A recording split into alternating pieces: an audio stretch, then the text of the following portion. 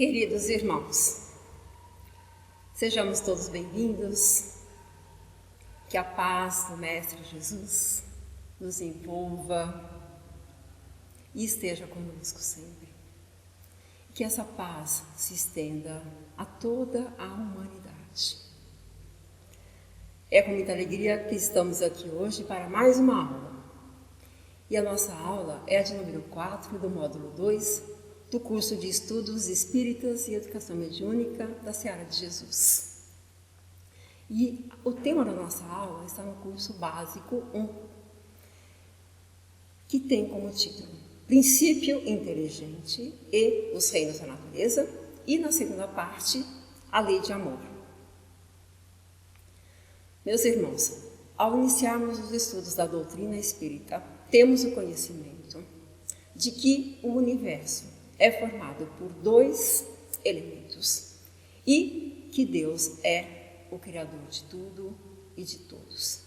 É a inteligência maior que a tudo provê, tudo conhece e tudo permite. Meus irmãos, tendo essa noção, e aí vamos entender agora o princípio material e, na sequência, o princípio espiritual. O princípio material, nós vamos entender como fluido cósmico ou universal, que é a matéria elementar primitiva, cujas modificações e transformações constituem a inumerável variedade de corpos da natureza. Isso nós vamos encontrar na questão 30 do Livro dos Espíritos. Com relação ao princípio espiritual ou princípio inteligente, os Espíritos nos ensinam no capítulo 11 da Gênese, no item 1, que a existência do princípio espiritual é um fato que não necessita de demonstração, tanto quanto o princípio material. Afirma-se pelos seus efeitos. Todo efeito inteligente deve ter uma causa inteligente. Nesse capítulo da Gênese, nos itens 5 e 6, Kardec pergunta aos espíritos superiores: o princípio espiritual e o princípio vital são a mesma coisa? O princípio espiritual teria sua fonte no elemento cósmico universal? Não seria uma transformação desse elemento, como a luz, a eletricidade, o calor, etc.? E os espíritos dizem que são independentes. Esses 2 princípios, material e espiritual, são independentes. O princípio vital é comum a todos os seres vivos, desde as plantas até o homem, e extingue-se com a desagregação da matéria. Ele reside num fluido especial, universalmente espalhado, e do qual cada ser absorve e assimila uma parcela durante a vida, tal qual como os corpos inertes absorvem a luz. Portanto, o princípio vital, ele é matéria, uma matéria específica, que provém também do fluido cósmico e que cada ser absorve aquela quantidade que necessita para a sua vida material. O princípio espiritual ou espírito, com letra minúscula aqui grafado, tem existência própria e não está sujeito às vicissitudes da matéria. O princípio espiritual individualizado dá origem aos seres chamados espíritos. Assim como o elemento material individualizado constituem os diferentes corpos da natureza. E aí, tanto os corpos orgânicos quanto os corpos inorgânicos, que vamos estudar também na aula de hoje. Aqui, apenas para nos cientizarmos um pouco mais das expressões que utilizamos, espírito enquanto grafado com a I, para o nosso entendimento, com a letra maiúscula, sendo a individualidade humana, dotada de razão. E espírito com a letra minúscula, o princípio inteligente do universo. Na Gênesis, no capítulo 11, no item 7, Kardec questiona: admitindo-se o ser espiritual e que sua fonte não seja a matéria. Qual é a origem? Qual é o ponto de partida? Meus irmãos, nesse aspecto, nem mesmo os espíritos podem ainda passar para nós todas as informações. Faltam meios de investigação de modo absoluto. A ciência está evoluindo e chegará o tempo em que nós, encarnados, desencarnados, teremos muito mais informações. O homem pode constatar o que existe e tudo mais pode admitir por hipóteses. E isso aí nos referindo tanto ao homem encarnado quanto ao espírito desencarnado. Deus não lhe deu tal conhecimento, faltaria ao alcance da inteligência atual ou seria inútil que o possuísse no momento. A humanidade não está ainda preparada para receber o conhecimento. E aí nos referindo à humanidade terrestre. Pelos mensageiros de Deus e pelo que o homem deduz a partir da soberana justiça, é que todos temos o ponto de partida, o mesmo ponto, isto é, somos criados simples e ignorantes. Partimos aí dessa forma e vamos, com o passar do tempo, dos milênios, adquirindo aí a evolução. Nesse esquema gráfico, nós vamos encontrar aqui, de uma forma simplificada, para que possamos entender esses dois princípios. Então, temos Deus e o fluido universal nessa parte verde da figura. Dentro desse fluido universal, nós encontramos o princípio material, que teremos a matéria, o corpo físico, o perispírito e aí a infinidade de corpos da natureza. Na parte clara, branca, temos o princípio espiritual e os seres individualizados posteriormente, que são os espíritos, dotados de razão. E aí vamos ver aqui os atributos do espírito. Inteligência, livre-arbítrio, e aí expressando a sua vontade. Tem a consciência de si mesmo e o conhecimento de Deus. Os espíritos são os seres da criação em que Deus escolheu para ter conhecimento das suas obras, da sua magnitude, da sua soberana justiça, da sua bondade infinita. E nós estamos aí neste grupo de espíritos chamados a atuarmos em conjunto com o Pai, Criador de tudo e de todos. No universo, nós temos a infinidade dos mundos que nós vemos, dos mundos que nós não vemos e a presença do princípio espiritual e dos espíritos. Nós aprendemos que Deus está sempre criando mundos, criando espíritos. A forma como Ele o faz, ainda não sabemos.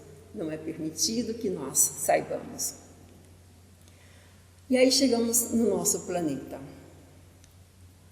perfeito, que foi elaborado por espíritos iluminados que compõem a equipe dos trabalhadores com Jesus. E esse trabalho foi imensamente planejado e executado ao longo de bilhões, e aí falando do início da Terra há 4,5 bilhões de anos. E Kardec questiona nas questões 43 a 45 sobre esse tópico de onde vieram os seres que vivem sobre a Terra, como a vida chegou até a Terra.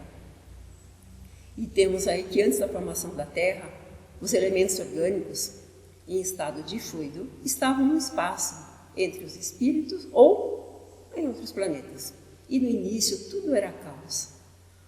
Não havia ainda essa organização que nós vemos nessa figura tão bonita do nosso planeta.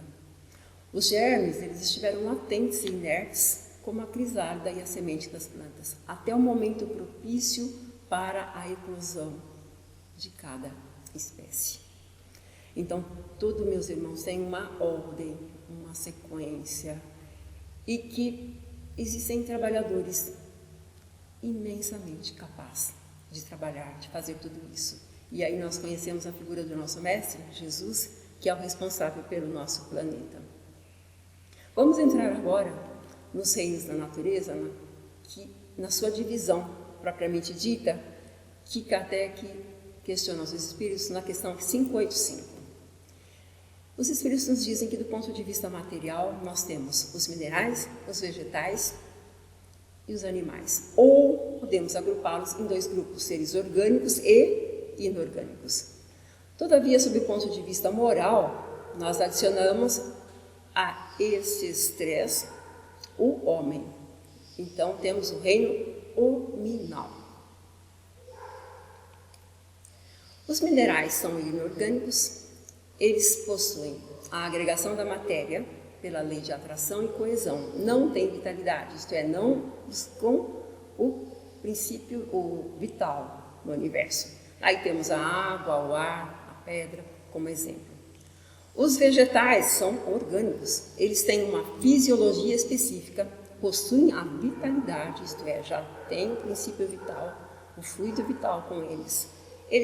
Os vegetais não pensam, não têm consciência da sua existência, não sofrem quando nós os cortamos, os mutilamos, e têm uma força mecânica da própria matéria, que atrai umas para as outras. E aí vamos pensar nas plantas, que têm movimentos. Na questão 589, Kardec pergunta, elas têm vontade? Formam uma classe intermediária entre o reino vegetal e o animal? E os espíritos falam que na natureza tudo é transição e tudo se apoia. Plantas não pensam, portanto, não têm vontade. Então, quando vemos esses movimentos, são da matéria. Essa planta, conhecida como Maria Dormideira, que ao ser tocada ela se encolhe, ela está expelindo água nesse movimento e se encolhendo. São movimentos mecânicos, mas já denotando aí uma transição para o próximo reino, que são o reino dos animais. Os animais também possuem a agregação da matéria, possuem a vitalidade, isto é, o fluido vital, e possuem um instinto, que é uma inteligência rudimentar. Eles têm os pensamentos fragmentados, eles não pensam de forma contínua e estão aí colaborando com a obra da criação. O homem, ele é fisicamente como os animais, os corpos formados pela agregação da matéria. Tem o fluido vital, porque tem a vida presente. Tem o instinto, que está presente nos animais, e tem a inteligência, já dotada de razão, tem a consciência de si e conhecimento de Deus. Nas questões 592 a 595, Kardec coloca mais informações aí buscadas com os espíritos superiores sobre os animais. Certos animais, em seus atos, eles denotam uma vontade de agir com sentido determinado e, segundo as circunstâncias, eles atuam. E esse exercício é mais concentrado para a satisfação das suas necessidades. É da inteligência, embora limitada. Entre eles, entre os animais, não há nenhuma criação. Faziam outrora o que fazem hoje. Alguns são suscetíveis a certa educação em função do homem agir sobre a sua natureza flexível. Esse progresso é individual e entregue a si mesmo não tarda a retornar para os limites que foram traçados pela natureza. Os animais, eles dotados de uma vida de relação, eles têm meios de se informarem e exprimirem as sensações que experimentam. Os espíritos dizem que eles se comunicam e que nós nem imaginamos como é que eles fazem isso de uma forma necessária à vida material deles. Possuem livre-arbítrio? Os espíritos dizem que não, que eles têm liberdade de ação limitada à vida material. E os animais possuem alma? Os espíritos dizem que sim, que há nos animais um princípio independente da matéria e que sobrevive ao corpo. É inferior à do homem, e há entre a alma dos animais e a do homem tanta distância como entre a alma do homem e a alma de Deus. Mantida essa individualidade depois da morte, mas não a consciência do eu. A vida inteligente permanece em estado latente. O espírito do animal é classificado depois da sua morte pelos espíritos que a isto compete, quase imediatamente é utilizado. Portanto, a reencarnação dos animais se faz de uma forma muito rápida. Eles não ficam por muito tempo na erraticidade. Logo retornam para um corpo físico para continuarem os seus estágios aqui. E os animais progridem? Sim. Nas questões 601 e 613, nós temos essa informação dos espíritos, que os animais seguem uma lei progressiva, progridem pela força das coisas e não por sua vontade. Nos mundos superiores, onde os homens são mais avançados, os animais o são também, tendo meios de comunicação mais desenvolvidos também.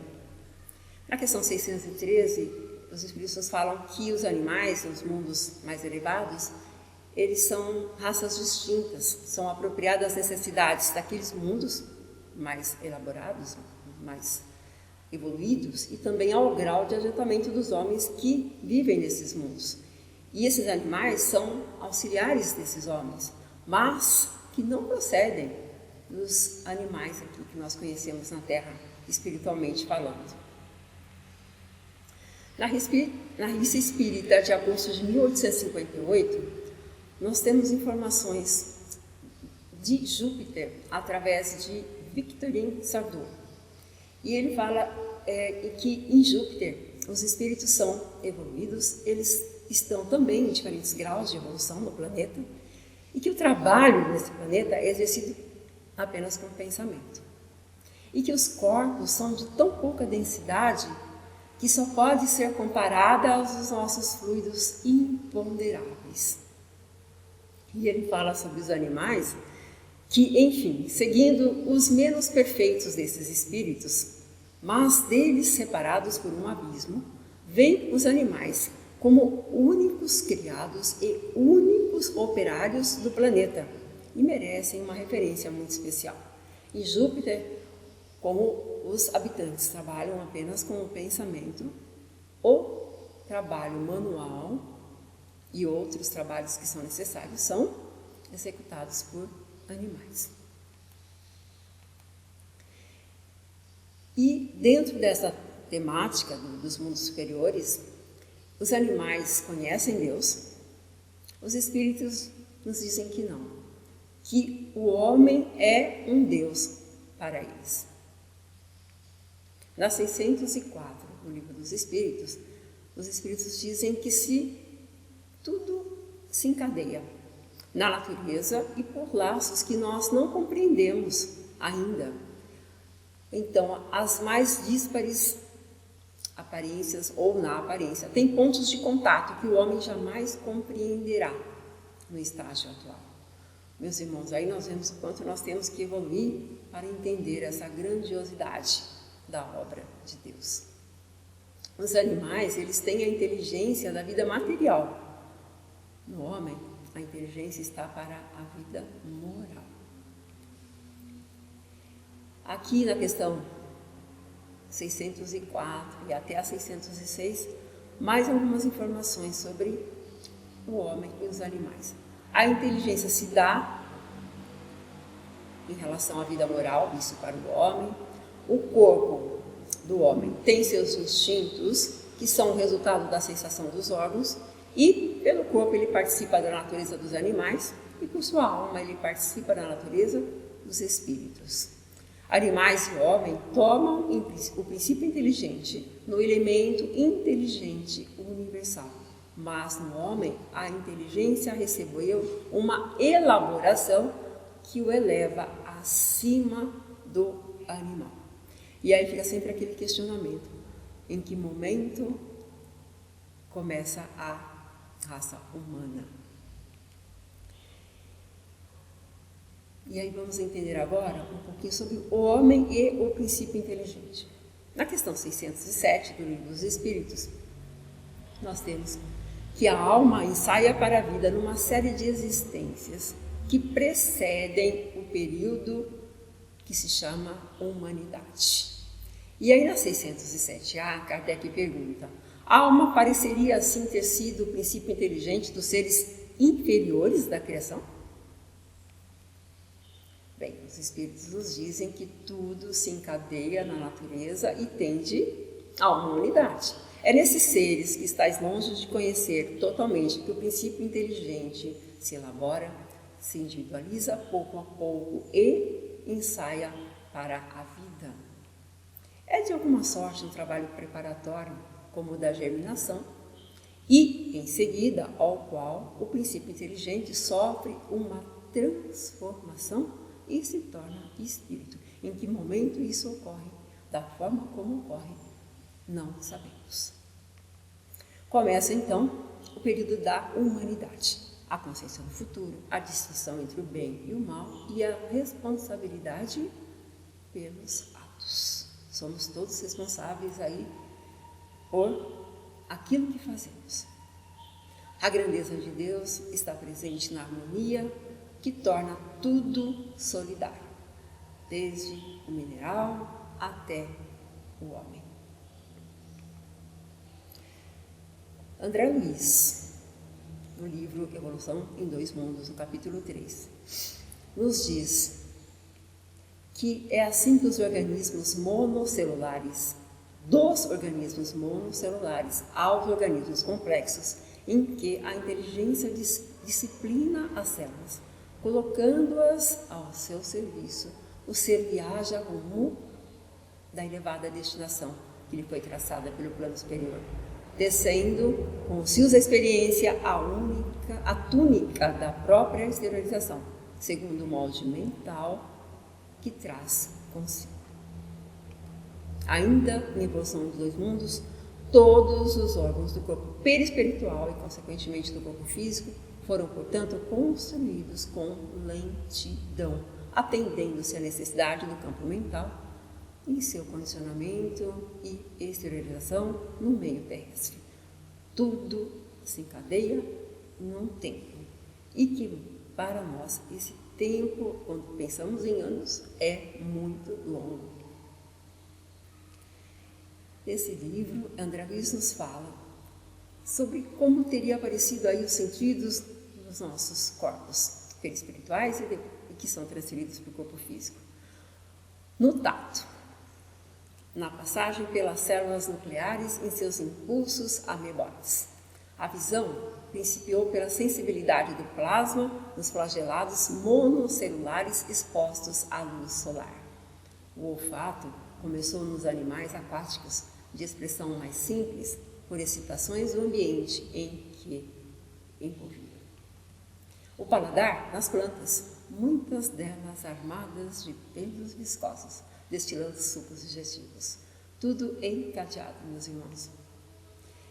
Em Evolução em Dois Mundos, contudo, para alcançar a idade da razão, com o título de homem, dotado de raciocínio e discernimento, o ser automatizado em seus impulsos, na romagem para o reino angélico, despendeu para chegar aos primórdios da época quaternária, em que a civilização elementar do Sílex é rocha, denuncia algum primor de técnica, nada menos de 1,5 bilhão de anos.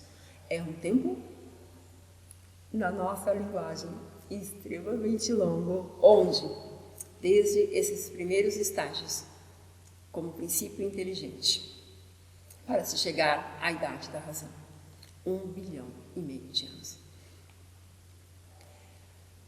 Na questão 607b, a Terra não é o ponto de partida da primeira encarnação humana. Começa em mundos mais inferiores. Entretanto, poderá acontecer, por exceção, que um espírito tenha a sua primeira encarnação na Terra. Então, as nossas primeiras encarnações não foram aqui. A espécie humana é aquela que Deus escolheu para a encarnação dos seres que podem conhecê-lo. Emmanuel, no livro O Consolador, na questão 7.9, coloca para nós: a escala do progresso é sublime e infinita. No quadro exíguo dos vossos conhecimentos, busquemos uma figura que nos convoque ao sentimento de solidariedade e de amor, que deve imperar em todos os departamentos da natureza, visível e invisível. E aqui, meus irmãos, vamos buscar a figura de Jesus, que é o Espírito que nós conhecemos mais perfeito. Emmanuel coloca que o mineral é atração, o vegetal é sensação, o animal é instinto, o homem é razão e o anjo é divindade. E é para a divindade, para esse mundo dos espíritos perfeitos que nós estamos construindo aí a nossa jornada com esse objetivo. André Luiz, no livro Mundo Maior, coloca que todos nós somos filhos de Deus e herdeiros dos séculos, conquistando valores de experiência em experiência, de milênio em milênio.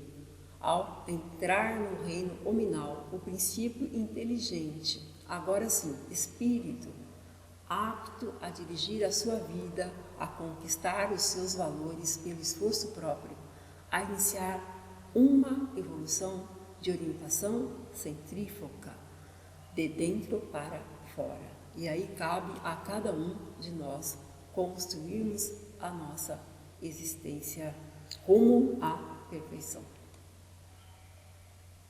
E aí, falando das encarnações dos espíritos, nós temos aí no item 17 da Gênese que o espírito, por sua essência, ser espiritual, ele é um ser abstrato e que ele precisa de um intermediário para agir sobre a matéria. Esse intermediário é o envoltório fluídico ou perispírito, que tem aí a origem do fluido cósmico, porque o perispírito é matéria, é uma matéria fluídica, mas é matéria, e é dessa matéria que cada um de nós, espíritos, construímos o nosso envoltório e com ele nos manifestamos, com ele podemos atuar. O perispírito faz do espírito um ser concreto, definido e que podemos aprender pelo pensamento.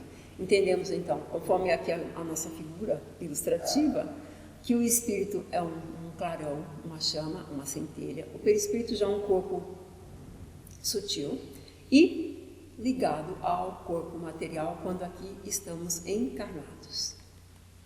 O fluido perispiritual é o traço de união entre o espírito e a matéria. E aí vamos pensar um pouco aí na necessidade da encarnação. No capítulo 11 da Gênese, item 24. E aí, sem sabermos ou pesquisarmos a origem da alma, que ainda não nos é revelada, toma-se a sua entrada na humanidade com o senso moral e o livre-arbítrio para que possamos entender. O homem, provendo a nutrição do corpo, a segurança, o bem-estar, ele se obriga, enquanto encarnado, a aplicar a sua inteligência. E aí a união com a matéria é útil para o progresso. Progredimos enquanto estamos aqui no corpo físico, apesar de também estarmos, quando estamos na reticidade, no mundo espiritual, também aprendemos. Pelo trabalho inteligente que o espírito opera sobre a matéria para a sua própria vantagem, ele auxilia o progresso material do globo que habita. E aí vamos entender que nós somos co-criadores ao exercermos as nossas atividades, as nossas tarefas, voltadas sempre para o bem. nós estamos colaborando com o plano de Deus para que os globos também se melhorem. E aí, meus irmãos, temos a Terra hoje como o nosso mundo, onde estamos.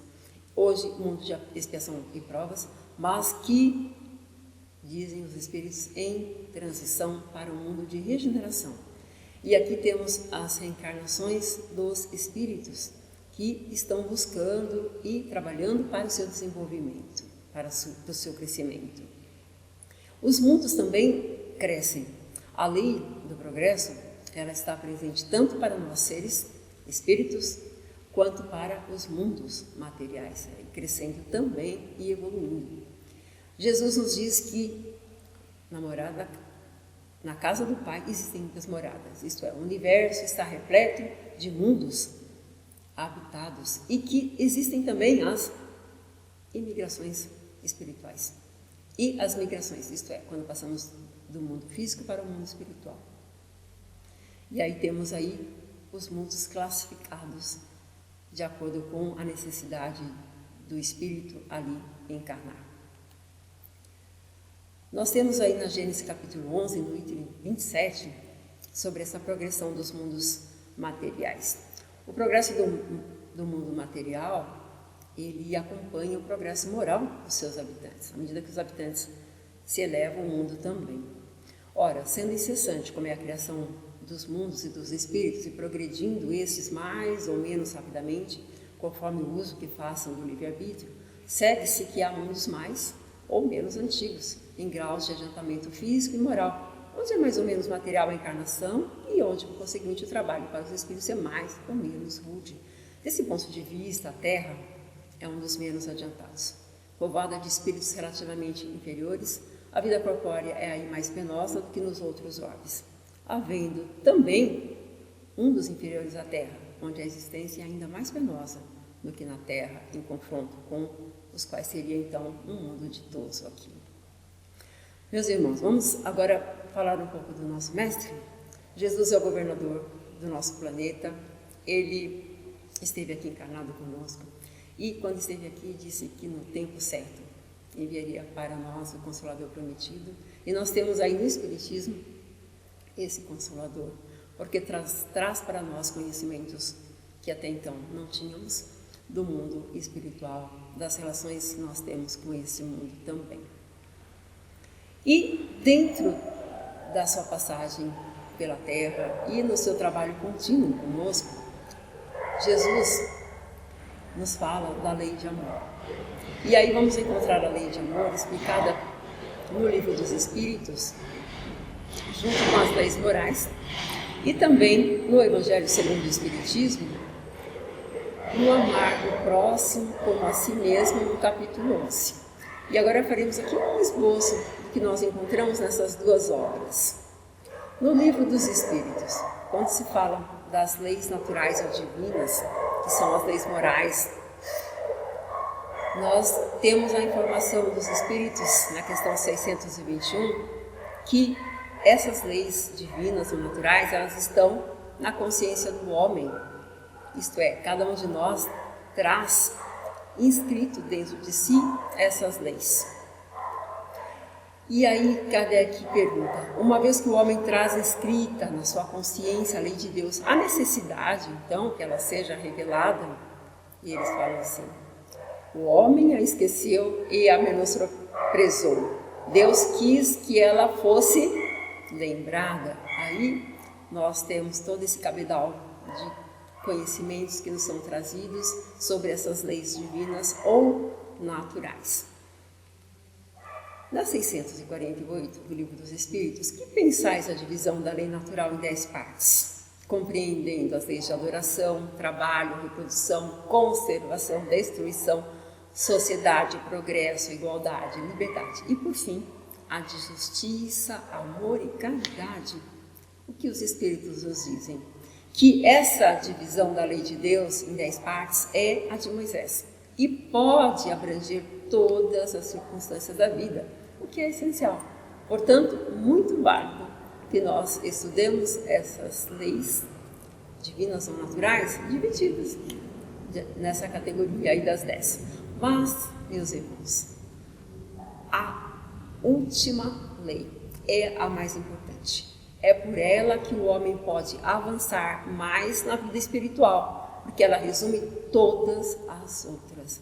Portanto, praticar a lei maior, que é justiça, amor e caridade. Haroldo Dutra Dias, que é um estudioso e palestrante da doutrina espírita, ele separou aqui de uma forma didática essas leis para o nosso entendimento. Ele coloca que entre Deus e o homem, nós temos a lei de adoração. Isto é, vamos manifestar aí a Deus os nossos melhores sentimentos na forma das nossas preces. O homem consigo mesmo, temos as leis do trabalho, da reprodução, conservação e destruição. E aí buscando a sua evolução. E o homem com o outro. E aí, meus irmãos, temos as leis de sociedade, progresso, igualdade, liberdade. E a principal e maior, a lei de amor, justiça e caridade. Essa lei é a que nos eleva, porque ela nos faz entender o outro, perceber o outro, auxiliar o outro. E nesses momentos em que nós nos dedicamos a influenciar, a auxiliar os nossos irmãos, é nessas situações em que nós mais crescemos. E aqui, em relação à justiça, e como essas três palavras, amor, justiça e caridade, estão todas juntas para o nosso entendimento. E aqui de uma forma didática, mas que estão ligadas. A justiça consiste no respeito aos direitos de cada um. Temos a lei humana que define como devemos atuar. Leis que regem as sociedades, leis que regem a forma como nós atuamos na sociedade, leis que regem como os países se relacionam. E temos aí também a lei natural, a humana e a natural. A lei natural, ela não se altera, são as leis de Deus. A humana se altera à medida que a humanidade se eleva, mas as leis naturais são imutáveis. Na questão 876, fora do direito consagrado pela lei humana, qual é a base da justiça fundada na lei natural? E aí eles falam para nós, Jesus: desejai para os outros o que quereríeis para vós mesmos. O guia seguro é a própria consciência. Quando nós falamos de Jesus, nós queremos observar, e devemos observar como ele atuou. E naqueles momentos em que devemos tomar uma decisão, vamos pensar no Mestre. O que ele faria? E vamos ter aí um guia seguro. Isto é, buscarmos essas leis naturais divinas dentro da nossa própria consciência. Na questão 879, qual seria o caráter do homem que praticasse a justiça em toda a sua pureza? O verdadeiro justo, a exemplo de Jesus, praticaria o amor ao próximo e a caridade. E aí essa relação com o outro. Na questão 886, qual é o verdadeiro sentido da palavra caridade como entendia Jesus? Benevolência para com todos, indulgência para com as imperfeições alheias e perdão das ofensas. Perdão das ofensas, sabemos que é bem difícil praticar, mas que nos eleva e nos faz praticar essa lei maior. Todos nós somos imperfeitos e aqui estamos buscando esse caminho que nos leva à evolução maior. Portanto, entender aqueles que convivem conosco é de fundamental importância e principalmente perdoando quando somos ofendidos. E Jesus ainda diz: amai os vossos inimigos. Ora, o amor para os nossos inimigos não é contrário às nossas tendências naturais, e a inimizade não provém da ausência de simpatia entre os espíritos? O que nos ensinam os espíritos? Que sem dúvida não se pode ter pelos inimigos um amor terno e apaixonado, mas amar os inimigos é perdoar-lhes e restituir bem por mal, não revidar. Essa é a ideia, meus irmãos. E desejar sempre o bem em pensamento, em ações, que possamos dirigir àqueles que nos tenham magoado ou ofendido. Amar o próximo como a si mesmo. Aí entrando agora no Evangelho segundo o Espiritismo, no capítulo 11. Os fariseus questionam a Jesus: Mestre, qual é o maior mandamento da lei? E Jesus fala do amor a Deus sobre todas as coisas e ao próximo como a si mesmo. O amor, meus irmãos, resume inteiramente a doutrina de Jesus. O Mestre, quando esteve conosco, não nos deixou nenhuma religião. Os seus ensinos foram transcritos pelos discípulos que com ele estiveram. Portanto, em sua passagem pela terra, ele demonstrou e viveu o amor. E trazendo aí o seu grande exemplo para nós, exercemos esse amor de uma forma incondicional a todos aqueles que estão conosco, sejam aqueles que nós amamos, gostamos, quanto daqueles que nós ainda estamos juntos para evoluirmos. E aí podemos falar que são também os nossos inimigos. A lei de amor substitui a personalidade pela fusão dos seres e aniquila as misérias sociais. Quando todos nós entendemos que essa é a lei maior, então trabalharemos para o bem de todos. Feliz aquele que ama, não conhece nem a angústia da alma e nem a miséria do corpo. O amor, portanto, é a essência divina e ela está presente em todos nós. Desde aquele mais vil, aquele que tem ainda a ignorância presente de uma forma intensa, aquele que mata, que judia, que prejudica. Todos esses, meus irmãos, no tempo certo, também desenvolverão e colocarão em ação essa centelha que tem dentro de si. Amar o próximo como a nós mesmos. E qual é o limite do nosso próximo? A nossa família, a nossa seita, o local de trabalho? Sim. Mas os Espíritos nos ensinam que é a humanidade toda. Nós podemos estender os nossos melhores sentimentos, as nossas melhores vibrações a todo o planeta, a todos os países, para que, com o nosso pensamento, possamos auxiliar, possamos encaminhar a governantes, aos moradores, aos habitantes desses países, em todos os locais do planeta, para que a paz esteja presente nos corações de cada um. Os efeitos da lei de amor são o aperfeiçoamento moral da raça humana e a felicidade durante a vida terrestre. Quando amamos, somos felizes. Portanto, amarmos sempre, sempre, colocarmos essa lei em prática, todos os dias, todas as horas. Amar, sentido profundo da palavra, é ser leal, consciencioso, para fazer aos outros o que se quer para si mesmo. Nós sempre queremos o bem para nós. É esse bem que nós queremos para nós mesmos que nós vamos trabalhar para se fazer presente na vida daqueles que estão conosco. E, de uma forma geral, para a humanidade toda. E aí, uma palavra de Fénelon, no Evangelho segundo o Espiritismo, em Bordeaux, 1861. Crede-me, fazei o sublime esforço que vos peço. Amai-vos e vereis bem cedo a terra transformada e tornar-se um Elísio, um local maravilhoso, onde as almas dos justos virão gozar o repouso. E aqui, meus irmãos, já antevendo aí o próximo estágio do nosso planeta, que é o de regeneração.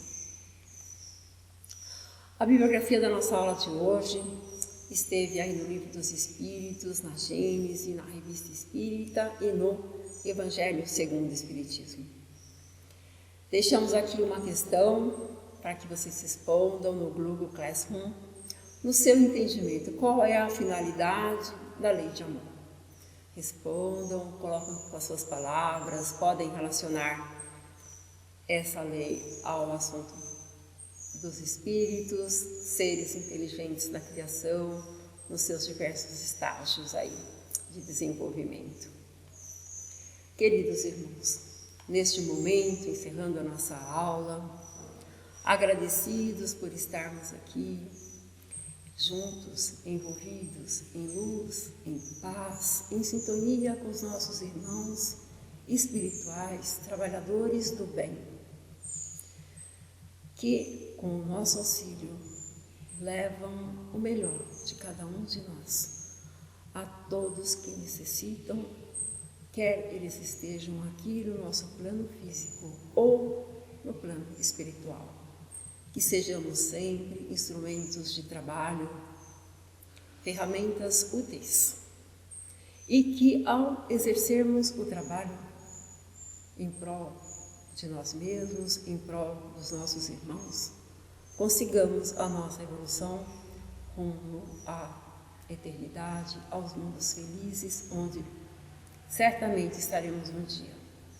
Que a paz esteja presente nos corações de vocês e até uma próxima oportunidade. Graças a Deus.